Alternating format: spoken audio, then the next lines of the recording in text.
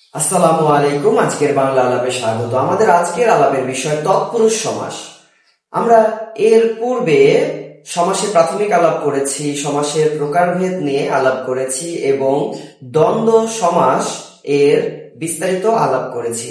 এর ওই ধারাবাহিকতায় আজ আমরা তৎপুরুষ সমাস আলাপ করব। তৎপুরুষ সমাস মূলত বিভক্তি লোপ পাওয়ার সমাস। বিভক্তি লোপ পাবে এবং পর পদের অর্থের প্রাধান্য পাবে। বাংলা ভাষার পণ্ডিতেরা তৎপুরুষ সমাসকে 9 ভাগে ভাগ করেছেন। দ্বিতীয় তৎপুরুষ সমাস, তৃতীয় তৎপুরুষ সমাস, চতুর্থী তৎপুরুষ সমাস, পঞ্চমী তৎপুরুষ সমাস, ষষ্ঠী তৎপুরুষ সমাস, নং তৎপুরুষ সমাস, উপপদ তৎপুরুষ সমাস এবং অলুক তৎপুরুষ সমাস। যে তৎপুরুষ সমাসে দ্বিতীয় বিভক্তিটা লোপ পায়, পূর্ব পদের দ্বিতীয় বিভক্তি কে রে, এই দ্বিতীয় বিভক্তি লোপ পায় এবং পরপদের অর্থের প্রাধান্য পায়, তাকে দ্বিতীয় তৎপুরুষ সমাস বলে। যেমন ছেলেকে ভুলানো, এই ছেলেকে টা বাদ যাচ্ছে, এটা বাদ যাচ্ছে, ছেলে ভুলানো, ছেলে ভুলানো। মনকে পাওয়া, কেটা বাদ যাচ্ছে, মন পাওয়া, মনকে পাওয়া, কেটা বাদ যাচ্ছে, মন পাওয়া। এখানে পাওয়াটা অর্থ প্রধান, ভুলানো এটা হলো প্রধান অর্থ। অর্থাৎ দ্বিতীয় তৎপুরুষ সমাসে কে রে এ রে এটা বাদ যাচ্ছে। আর দ্বিতীয় তৎপুরুষ সমাসে ব্যক্তি বোঝালেও দ্বিতীয় তৎপুরুষ সমাস হতে পারে, ব্যক্তি বোঝালেও দ্বিতীয় তৎপুরুষ সমাস হতে পারে। যেমন চিরকাল ধরে সুখ, এটা চিরকাল ধরে সুখ, চির সুখ, এটা হচ্ছে দ্বিতীয় তৎপুরুষ সমাসের উদাহরণ। তৃতীয় তৎপুরুষ সমাসের উদাহরণ কোনটা? দ্বারা, দিয়ে, কর্তৃক। এই বিভক্তিগুলো যখন লোপ পাবে এবং পর পদের অর্থের প্রাধান্য থাকবে, তখন সেটা হচ্ছে তৃতীয় তৎপুরুষ সমাস। মন দ্বারা গড়া, মন গড়া, দ্বারাটা লোপ পাচ্ছে। মধু দিয়ে মাখা, মধু মাখা, দ্বারা দিয়ে, এই দিয়েটা লোপ পাচ্ছে। মধু দিয়ে মাখা, মধু মাখা, দিয়ে লোপ পাচ্ছে এবং মধু মাখা হচ্ছে।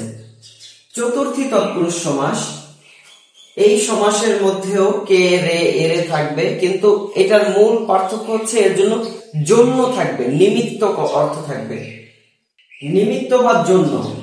যেমন বিয়ের জন্য পাগল, বিয়ে পাগল, এই জন্য লোপ পেয়েছে এবং পরের অর্থে প্রাধান্য পেয়েছে, বিয়ে পাগল। পঞ্চমী তৎপুরুষ সমাসে হতে থেকে চেয়ে এগুলো লোপ পাবে।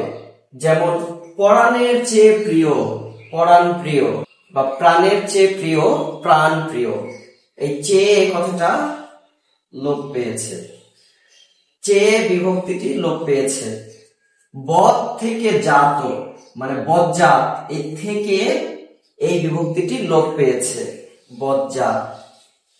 ষষ্ঠী তৎপুরুষ সমাসে র এবং এর এই দুটো লোপ পাবে। যেমন ঘোড়ার গাড়ি, ঘোড়া গাড়ি, রটা লোপ পেয়েছে। রান্নার ঘর, রান্নাঘর, রটা লোপ পেয়েছে। দলের নেতা, দলনেতা, দলের রটা লোপ পেয়ে দলনেতা হয়েছে। সপ্তমীতে এ অন্তস্থ অ তে, এইগুলো বিভক্তি লোপ পেয়ে পরপদের অর্থের প্রাধান্য পায়। যেমন মাথায় ব্যথা, মাথা ব্যথা, এখানে অন্তস্থ অ, মাথায় ব্যথা, এটা লোপ পেয়ে পরপদের অর্থের প্রাধান্য পায়।